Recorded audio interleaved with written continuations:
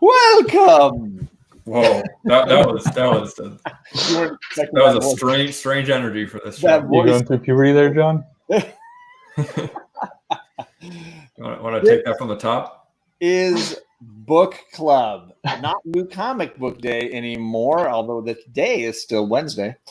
This is Old Comic Book Day Book Club, and man, oh man, did we pick a beast for you today. Yeah, both in size and content. Look at that. Ooh, good. It's like a phone book. With me, as always, is Alec from White Whale Comics. Hey, that's me. I'm here like usual. Yes. Still kicking. Still doing it. So proud of you. Proud of you. You stuck with me. Flashing. And we'd like to welcome back BackSeat Driver 5280. Hey guys. Oh, true first. Glad to finally be on here. It's awesome. I've seen his hands sometimes when he's unboxing things. Yeah. So that's not anything new. But if you notice there, he's got a fire set of covers for this week's read. We're talking about DC's New Frontier. Look at that. All six. It's got the props going. Pointers. Yeah. This is like technical. It's all like advanced. Just a pen.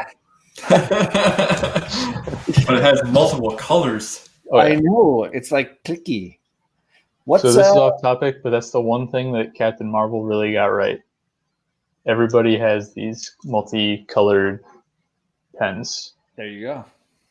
I love those. I use them for work all the time. Yeah. How are you doing, BackSeat? It's good to see you, man. I'm pretty good. Yeah, good to see you guys too. Yeah, I'm good. It worked out really well with timing. I was already like halfway through reading this when you guys announced that you were going to review it for this week. Or it worked out really poorly in the sense that you had this plan and we basically hijacked it. I mean, I'll still probably. I haven't recorded a single second of the review of the debrief, so that will be done later on anyway. Because I've got a couple of small tweaks that I want to try and make to how I make those videos anyway. So nice. Worked out.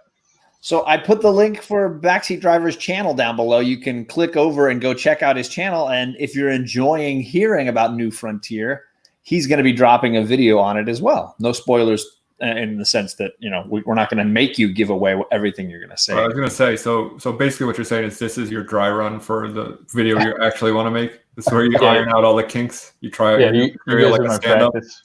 Okay, cool. That's fair. I understand. Well, before we dive into this tome, and it's quite large. Yeah, we're going to take it page by page, all 400 of them. Yeah.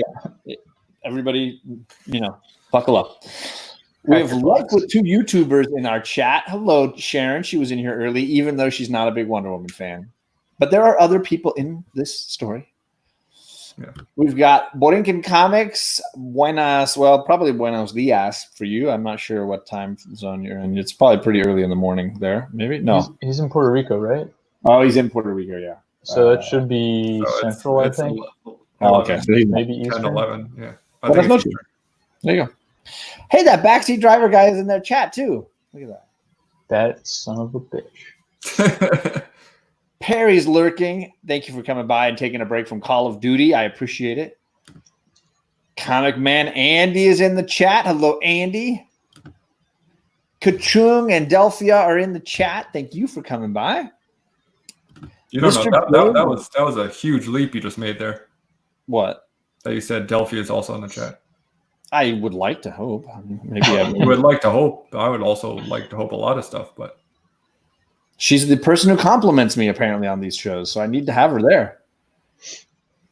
Daymares is in the chat. One of our let's not let me click. There we go.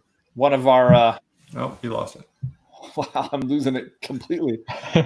One of our D&D homies. Nice to see you in the chat. With Mr. Garrell. Hello to you. And Steve of Captain Comics is in the chat. Arr. And TJ the Slab Dragon. Hello to you as well. Nice to have you hanging out with us as always. So loyal. Gomez, the comic collector. Hello to John and Wagire Whale. He corrected himself. Okay. I like it actually that way. That's kind of cool. Wagga. Yeah, I sound like a pirate talking about you. Coach Vic is in the chat. And anybody that I missed? Yes, Delphia is there. So in your face. Good. I'm glad. Welcome, Delphia. I'm happy that you're here with us. I don't like assuming things without proof. He does not want you here. That is no. Black Page Comics, though, we are happy. I'm happy you're here. And I think that's it. We have everybody listed. Look, Comic Man Andy listed them all for us. So that's all the happy. Hello to those people. And that he forgot. You're doing our work for us. Yeah.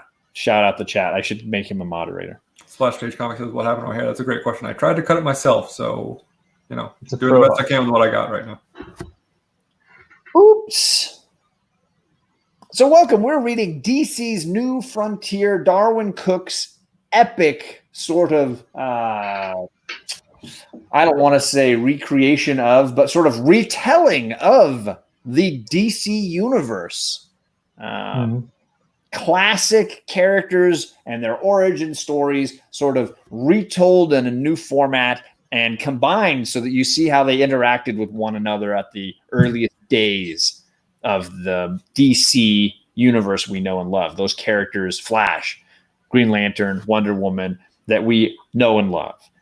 I will say I have never read a Darwyn Cooke comic until now. Same. So I'll let you guys go first. So Backseat, had you read this story before?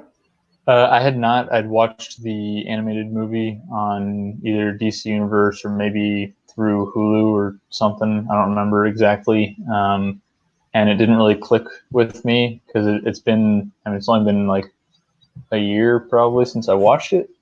But then when I picked this up to read it, it took me like probably through the first book or two. I think it might have even been book 3 before I actually realized that I was reading what I had watched last year. Gotcha. And so what made you want to buy this huge graphic novel, or what are these issues, after watching a movie that was like, I really don't like this? So I was at my local comic shop. I think this might have been January, maybe December, I don't know. But one of my buddies, who another regular there, he just suggested that if I was looking to read it, I should also look to get the floppies, because they're below cover price on eBay. So yeah, I saw sets for cool. Really good prices. Yeah, I think I got all 6 for $25 shipped on eBay, which nice. No brainer there. I still read it digitally just so I didn't damage them, which I tend to do if it's like a mini series that I find that I think is important or something that I think would be valuable, et cetera, et cetera. And I'm glad that I did. Yeah, so for me, like I think I have seen or heard of it, but I had never taken the time to even open or look at any of the issues. I probably mentioned it a few times because me there goes White Whale again talking about Darwyn Cooke. I don't know if it's as simple as that, but sure. Would you say, Alec, that this is his magnum opus? I mean, it's certainly like the biggest thing that he's done, the thing that he's kind of the most well known for. Because he died fairly young, so he did a number of things, but this was kind of like his big personal project, I feel like. Because he had the run of Catwoman that I know about. Was there another run? Yeah, he did the Spirit for a while. Okay. And he did some other smaller things, but this was kind of like his big splashy thing that won a bunch of awards, and obviously got made into a cartoon, so this was like his big deal. Okay. So for those that don't know, how would we describe Darwyn Cooke's style? Because for me, it's very it reminds me of Golden Age. Yeah, I was gonna say it's like nouveau retro. Ooh, thanks. That's a much better way of explaining what I was gonna try and say. Oh, go ahead. I don't even know, honestly. But that's exactly what I was thinking without it's very being able to come up with the simplistic, right words. Yeah. right? It's kind of like none of that Jim Lee 1,000 No. shadow lines. Like kind of Bruce Timmey, Yeah. mixed with some Golden Age, mixed with some modern flair. It's definitely unique and recognizable for sure. Mm-hmm. Yeah. And for me, it is perfectly suited to sort of retelling the origin of these characters who came right out of the golden and silver age of DC. Is that how you guys feel about it, or? Yeah. Mm-hmm. Gorvidal said Will Eisner also had a clear influence on Cooke's style. Yeah, I think like most people who really truly care about comics, Will Eisner had some sort of influence on them. I mean, that might be a bold statement, but like he is, to me, the father of like modern comics. So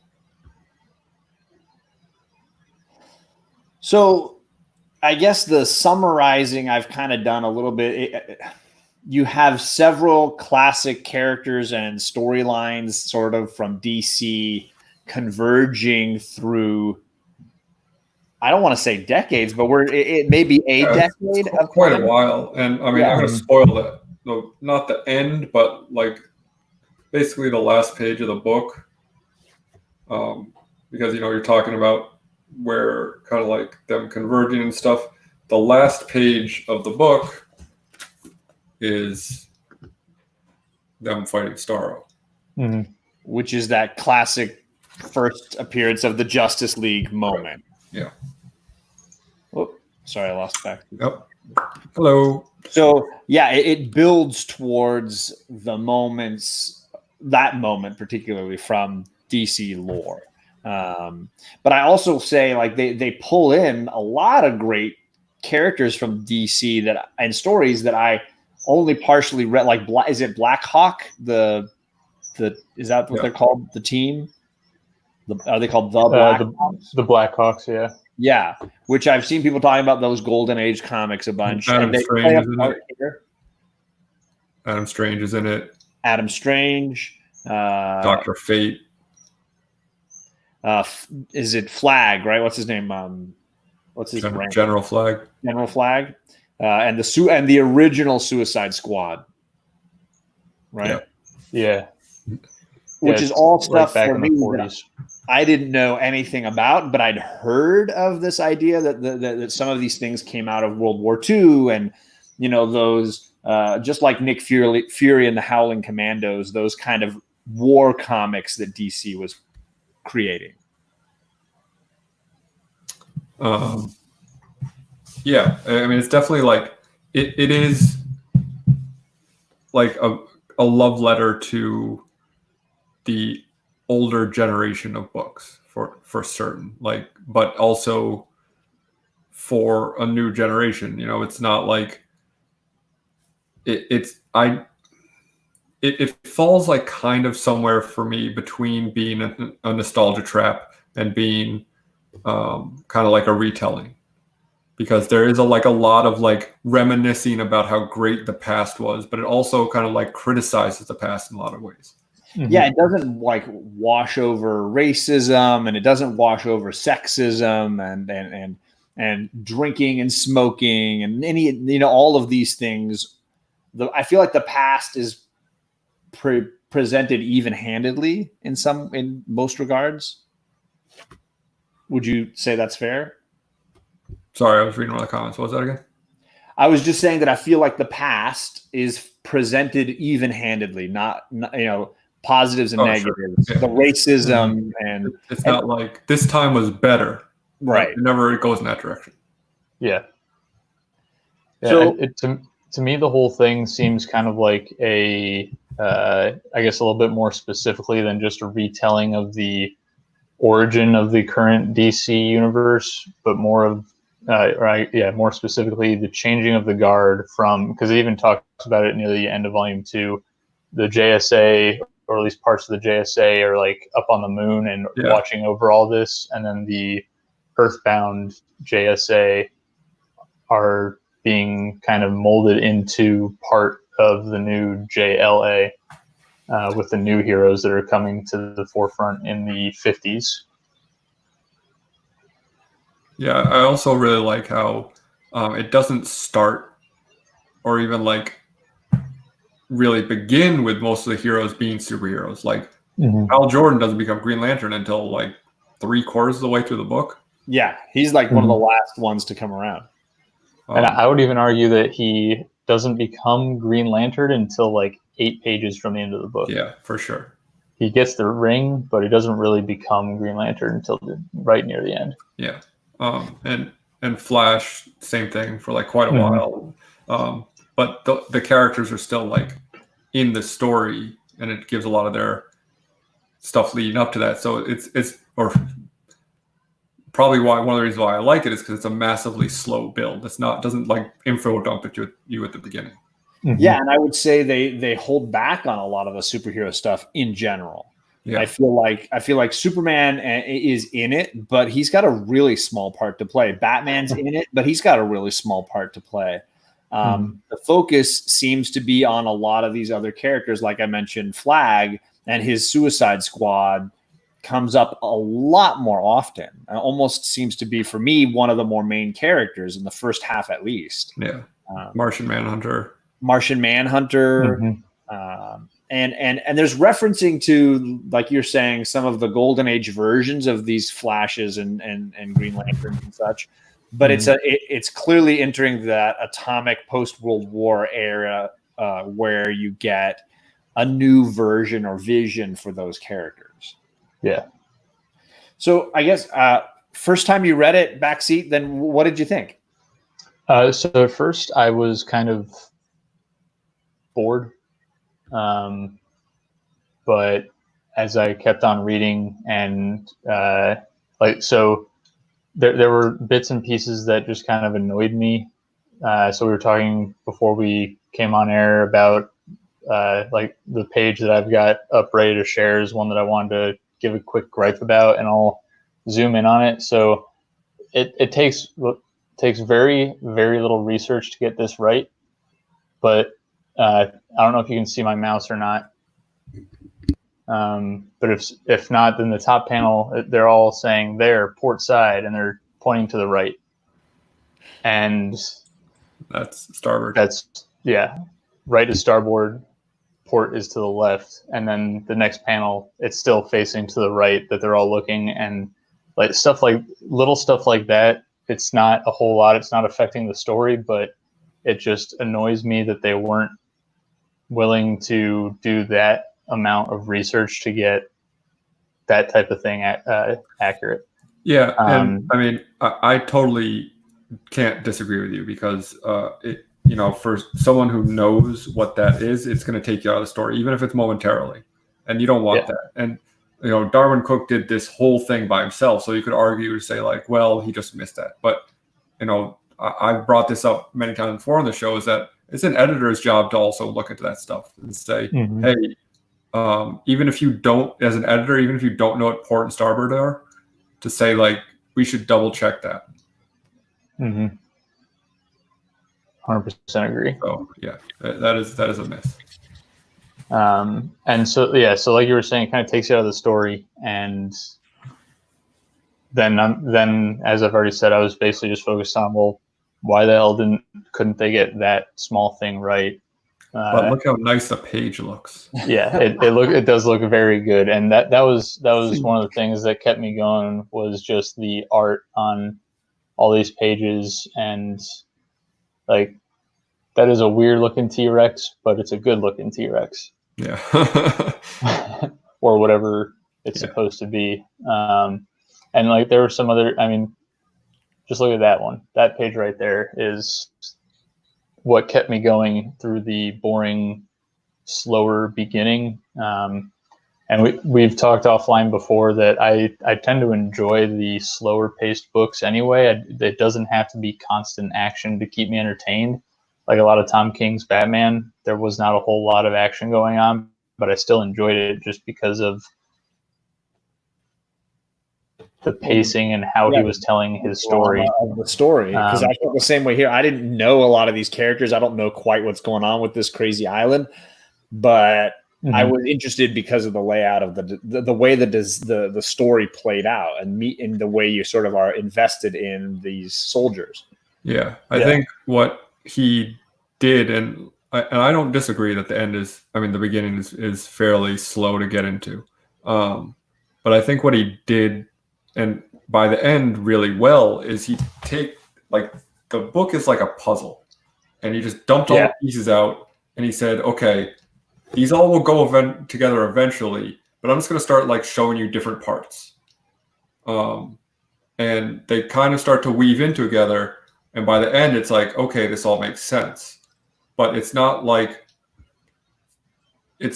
linear, even though the time flows linearly. Does that make sense? Yeah, that's a very good way to put it. The puzzle analogy is, I think, spot on.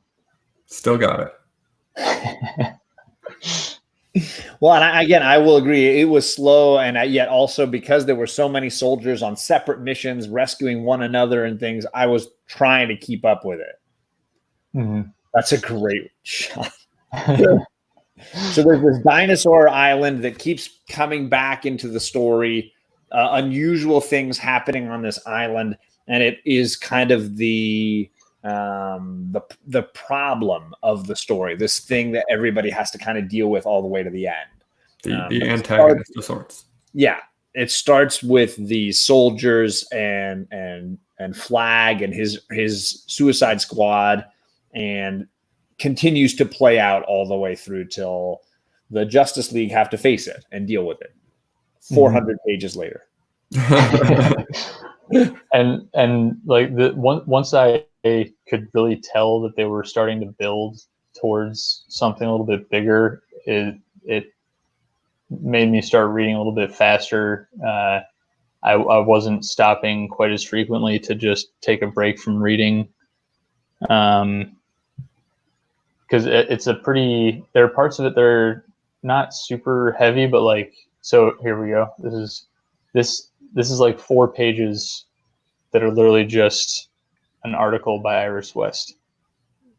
And there's like, I think this is the one real picture, and then another full page of text, picture, half page of text, and then a whole bunch more text as soon as the next chapter starts.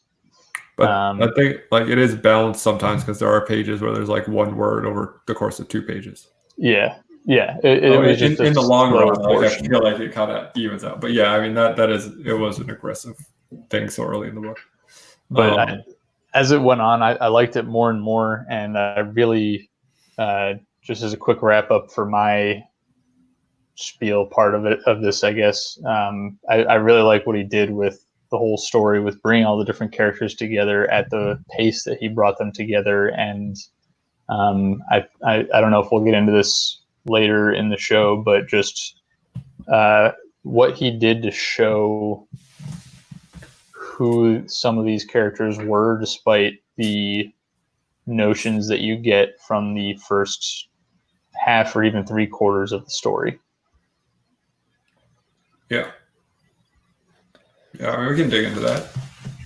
Well, then, so Alec, do you want to take over then? Yeah, I mean, one of the things, we were talking about earlier was like the Hal Jordan thing, where for most of the book, he's just Hal Jordan. He's this hotshot pilot who, which, we've heard that story before, but it's because that's the whole point of this, that we've heard these stories before. It's just in a different way. But, he's trying to become part of this space mission to go to Mars, and he doesn't end up getting selected. And so you see him like very humanized before you see him as Green Lantern. Is that kind of what you were getting at? Mm-hmm. Yeah, I mean, it reminded me a lot of any of the origin story versions I've seen for Hal Jordan, whether it's Jeff Johns' Secret Origin or whatever. It just reminded, it was very clearly drawn from all the same threads.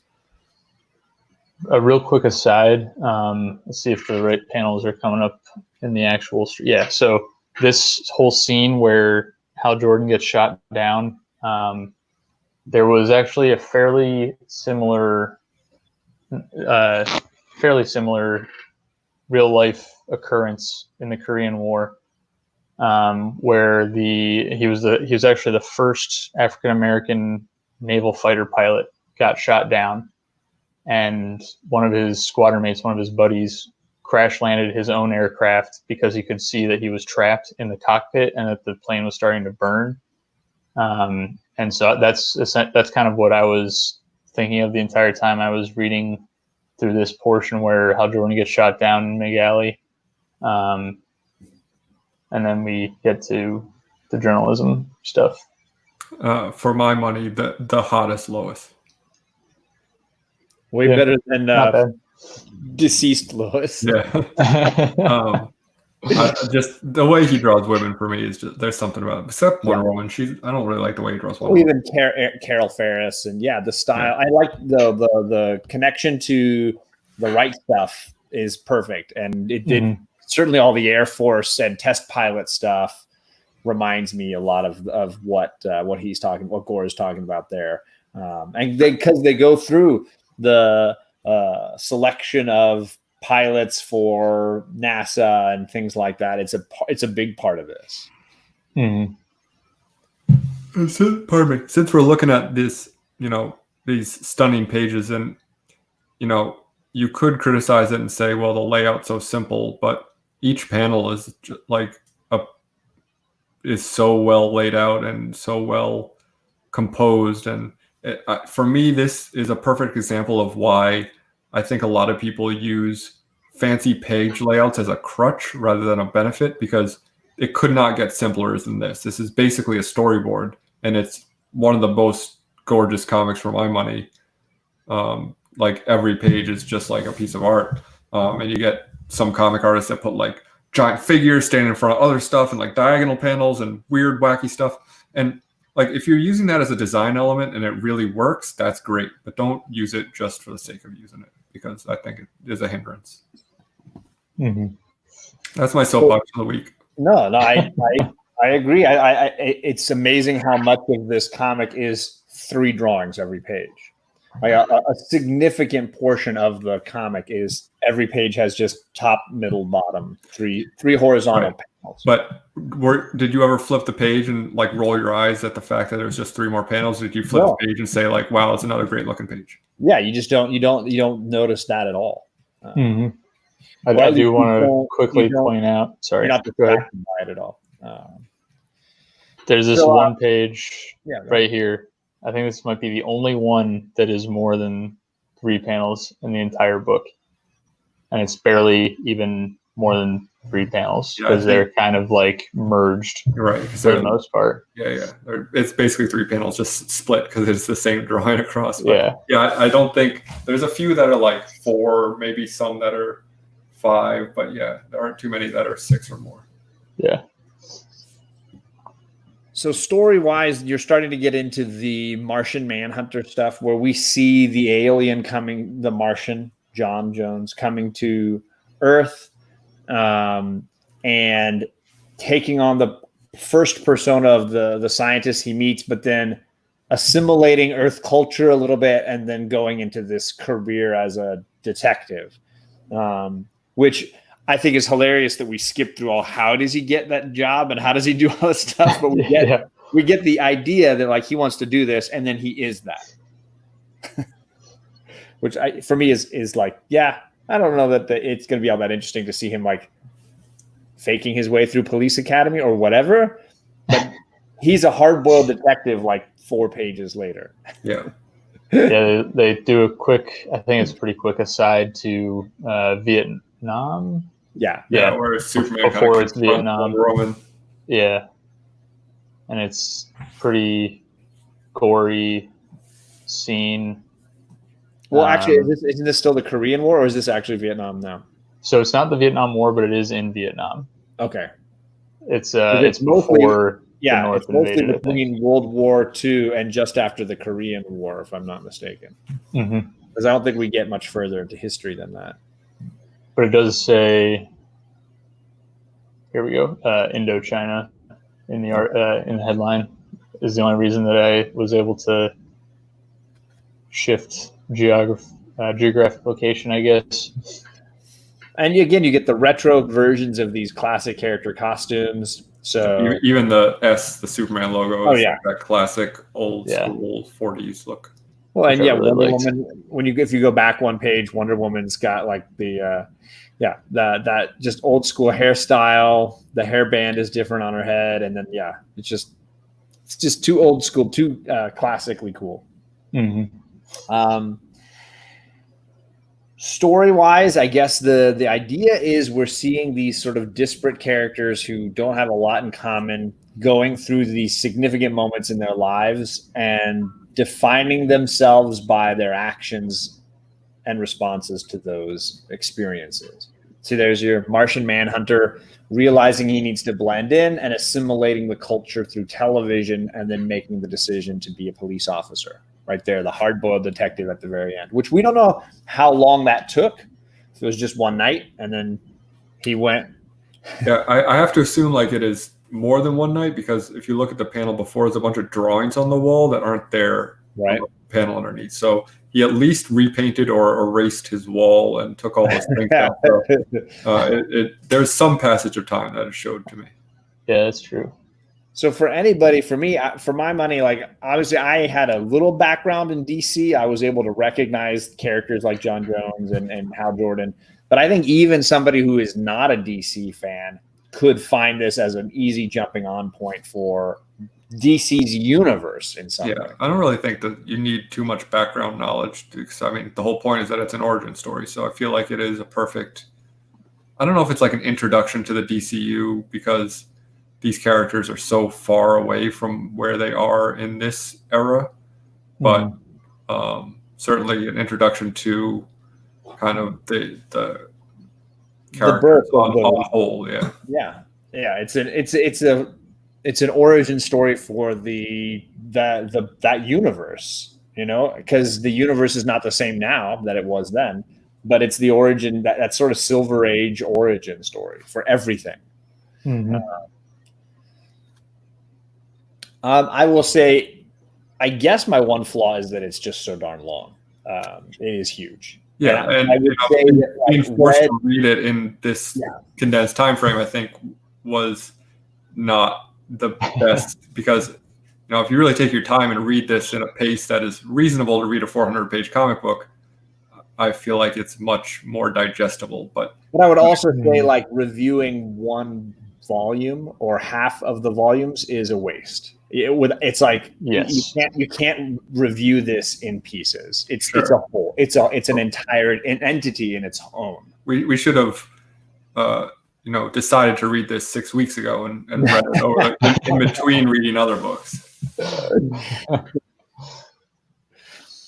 Yeah, even Batman's costume is the old version. Ears. Yeah, the ears on the side, not at the top. He's got to be. I think his original costume is the most ridiculous looking of any of the modern day DC heroes. Yeah, I mean, original flat with the metal helmet, I think, is pretty silly looking. Yeah, JP. I think the digital version, which shout out to BackSeat Driver, because he put me on to Hoopla, the library renting app.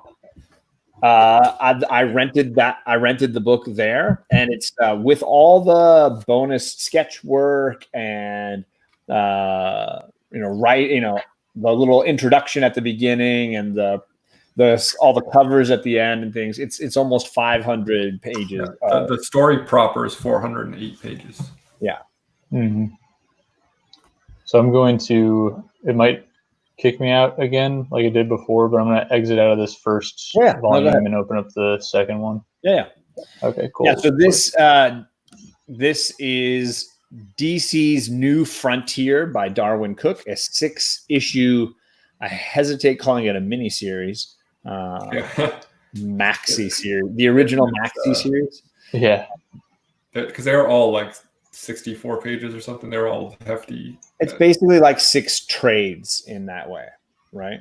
There's a cover for volume 2, the second trade, if you will, in the run. but it is a retelling of the DC universe, and it gives you some ideas of the history behind these characters, but while also kind of making it fresh and new. At least for me, it felt very fresh and new. I don't know if this storyline with the island. I had never heard any of that in the DC universe. I don't know if it was wholly invented for this. Sure. Yeah, me neither. And I don't know about some of these antagonists. This is the sneaky government agent who's trying to put a stop to some of the super goings on in the world at this time. So he's trying to King Faraday. Yeah. And so honestly, he was actually the character that I was more thinking of when I was talking about showing how Cooke showed us a little bit more than what our original preconceived or just the notions that we came up with in the first volume of this. Because as we go through the second volume, King Faraday, like originally he's wanting to capture the metahumans and capture John Jones, but he develops this relationship with John Jones starting around here and realizes that just because he's foreign doesn't mean he's evil, essentially. Just because he's powerful doesn't mean he's evil. And it becomes clear as we go through volume 2 that Faraday's true motivations are to protect who he can with what he has, even if his previous methods were a little bit more questionable. Well, Thunderhouse is saying that the Dinosaur Island is from Our Fighting Forces or one of the 60s war books. But I just meant in the sense that it evolves to become this giant antagonist that the heroes all have to face. Mm-hmm. And I don't remember that ever occurring in one of the superhero storylines of DC. So it's maybe they took it from those war comics and then used it as the antagonist for this origin story they're doing. Well, it seemed like it was almost... yeah, a little bit different too. So this was cool. And I'm fuzzy on the character history for what is he called? The Hangman, or what's he? John Henry? Yeah. Is that the name that he goes by, is John Henry? Yeah. And I've never seen him in DC comics, but I've heard the actual story Fable of John Henry. Yeah. Fable, thank you. Yeah, sure. The battling the machine. I very well might be wrong, but I think he was a creation for this book because there's a similar character in the Watchmen that they utilize with the noose around his neck and the hood, and that he's fighting the Klan. I mean, there's definitely similarities, and I wasn't sure of, because obviously Watchmen is owned by DC now. I didn't know if and how the connectivity for all that went. Yeah, I'm not certain about that. I don't know. As an homage to Hooded Justice. There you go. Okay. Which I think is the name of the character from Watchmen, but maybe I'm wrong. And is phenomenal on the way they use that character on the TV series that was HBO. Was a really well done story. Still haven't watched it. That's good. I'll have to give you my password for that too. I should not say that on air.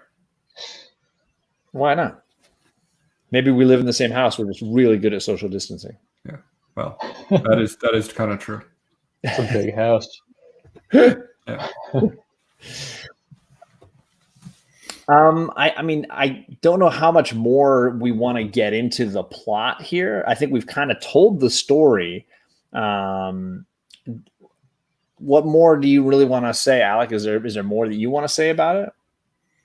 I just to me, the characterization he does, both the way he draws the characters and the way he writes them, I think is also really iconic for each of them. Like, he definitely takes his time in creating characters that stand out as unique rather than just these blanket superhero personalities. Mm-hmm. Yeah, and obviously he defines them based on the stories they already have been told about them. It's not like Sure. he's not reinventing them, but No, not at all. he certainly pinpoints those key factors and elements that make them who they are, so that they stand distinctly apart from one another. John Jones and Kal-El have a lot in common. But it's nice to see how distinctly portrayed they are. I've often said that for me, Batman the animated series is kind of like the definitive characterization of the Batman characters.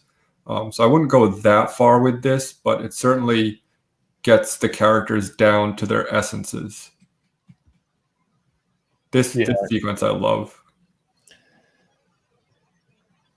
Just nice 2 pages right there. And is that the end of Flag? Is that what that is?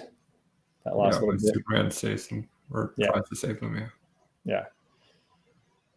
So I think I'm pretty sure that he does save him here, but then later on we see GL fail to, I think it was Flag again, to save him, and but is able to save, who was it, Pappy? Yeah. Yeah, so now we're finally getting coming in to yell at him when she hears that he did something, and she's like, "Oh no, he's buried under a bunch of rocks." Yeah. And so here we are, way deep in this story, and we're finally getting a glimpse of the Green Lantern. Yeah, this is probably like 300 pages in. Just about. Yeah, that's our first view of the ring right there. And then we get this sequence, which has been, again, Secret Origin told it, very similar. The whole Avin Sur and finding the ring and the passing of it on to the next person. But it does one thing that it does that I don't remember any other book doing is putting a gap between getting the ring and going to Oa and learning how to use it. There's a huge gap put in there. Where he's just kind of like being Hal Jordan and being a kid. Yeah, and not realizing that like there's limitations to it or even how to use it. It's just like playtime. Mm-hmm.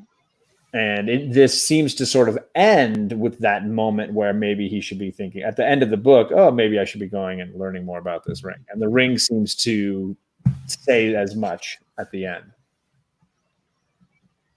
Yeah.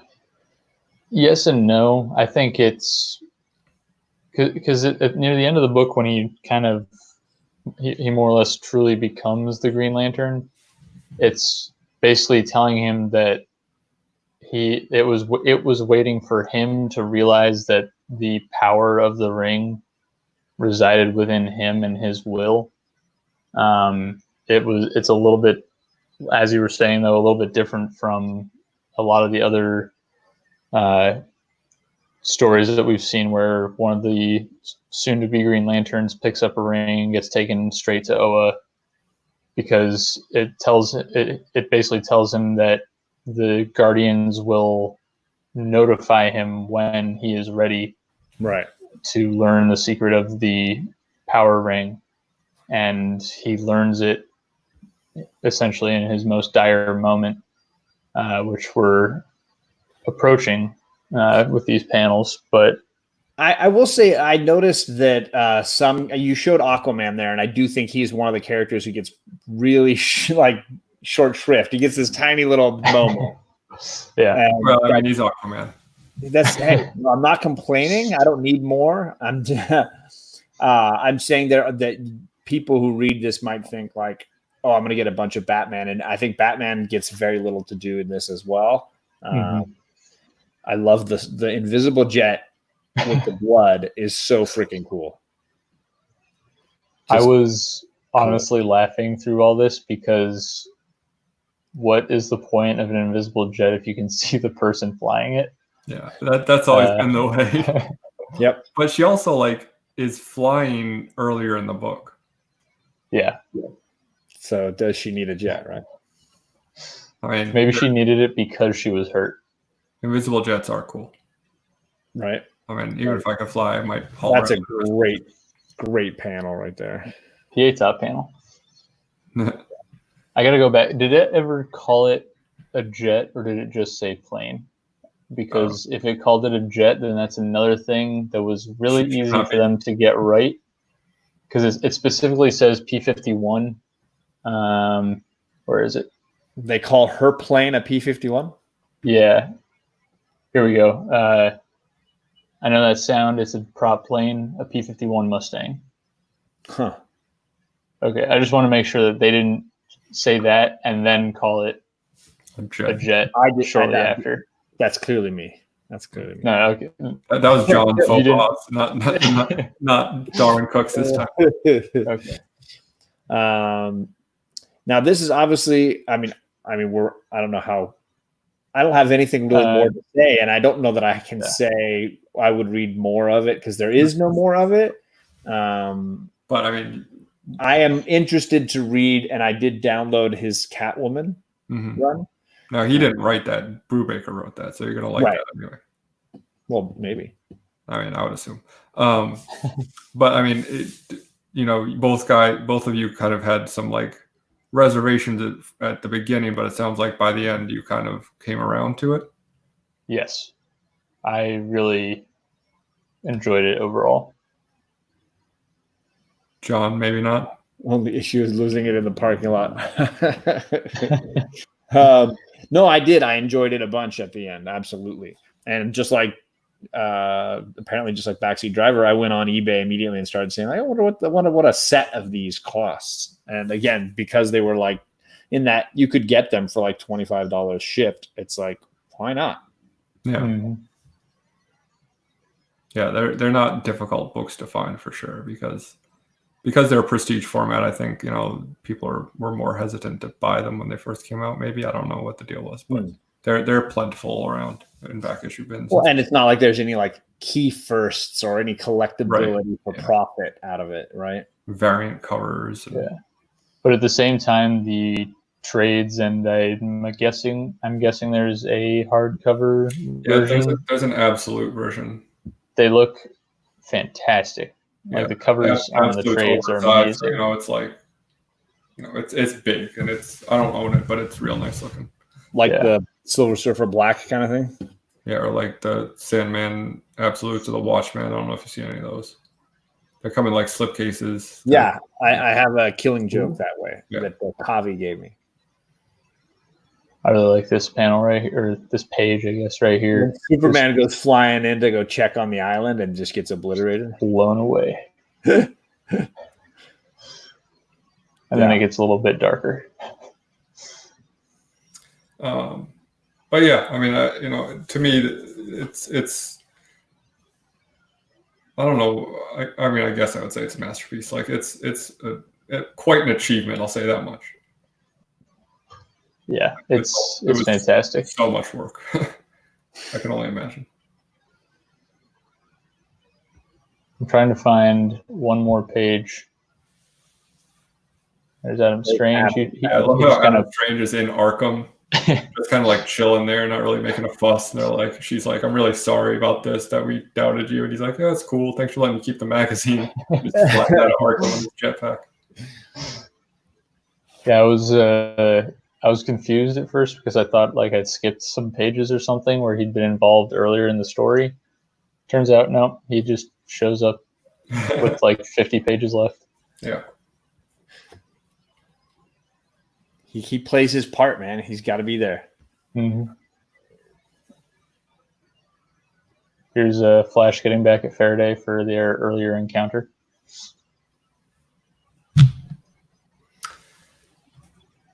Yeah, I also like, he's like, well, where can I find him? He's like, oh, ask the guy who's knocked down on the floor, something like that. There's a lot of good like quips in this. Oh yeah. It just has the jerk picking himself up off the floor in there. So yeah, I mean, really great. I was about to say I can't say enough about it, but clearly, if we're coming to the end, we've all said enough about it. But yeah, it's great. Darwyn Cooke was an absolute master of the craft, and real shame that he passed away so young. Mm-hmm. I think this might have been my favorite page in the entire that's one of his story. most detailed drawings, so there's a lot more detailed work in that one. The clothes, very right stuff. Yeah, definitely. and then Adam Strange flying over them all.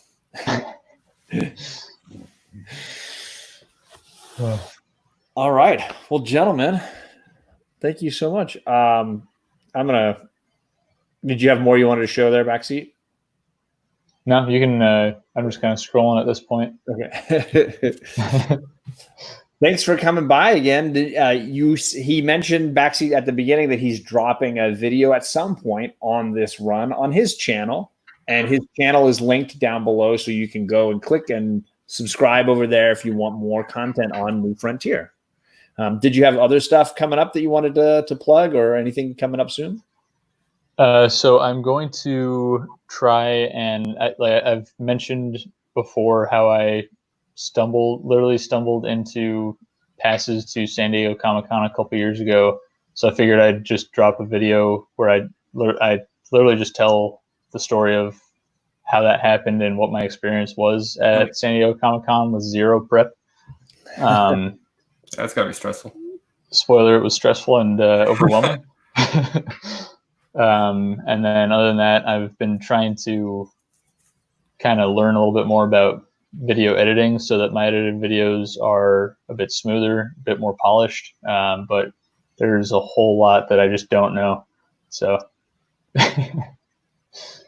other than that, I'm just going to try and jump on whatever live streams people decide to have. Nice. Actually, no, I've got two books, two big boy books that I just got in. So I'll probably do a haul or unboxing or something like that. No, it's okay. Bearded Comic Bro, we're going to start all over right now. No. Welcome to New Comic Book Day Book Club. Pro tip, I watch every rewind at 2x speed. Every single video. Oh, yeah. You have to. There's too much. People put out too much stuff. Except for me. You and Bear Island are helping even out the equation. Right. Universe has to even out somehow. Alec, I know you've got a ton of stuff coming this weekend. Oh, yeah. None of it on my channel, but it's on the Comic Core for Mainframe Comic-Con. Stop by for charity or for your own entertainment. Either way, we'll be happy to have you.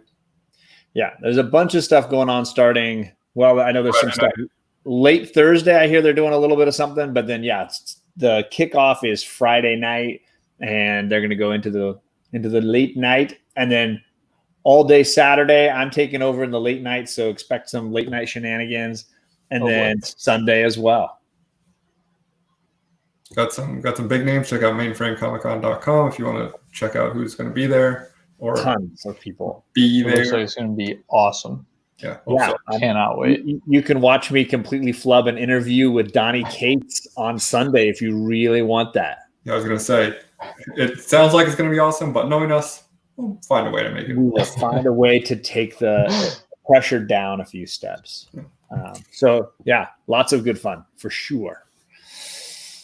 That for me, that's pretty much it too. I don't have anything going on Thursday and Friday other than helping out Chad with the con. And then Saturday, I will be helping out by manning at least 2 LCS spots where you can see my local comic shops, and the guys and gals who own those shops will come on and tell you about the things they have for sale. So if you're looking to buy a book, you might see, hey, that's a great deal and I can support those comic shops.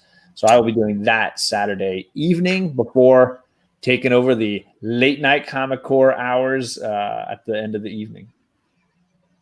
I was trying to get my shops to jump in there, but they're just a little too old school, a little too nervous to do the virtual stuff. Understandably, I think. If they want to do a dry run first, let them contact us, and we'll see if they feel comfortable with that. Yeah, we'll do. If not, it's all good. Maybe next time. TJ, it's not from a lack of time. It's a lack of things to say. But we still get in 2 shows every Wednesday for you. Somehow. 1.5.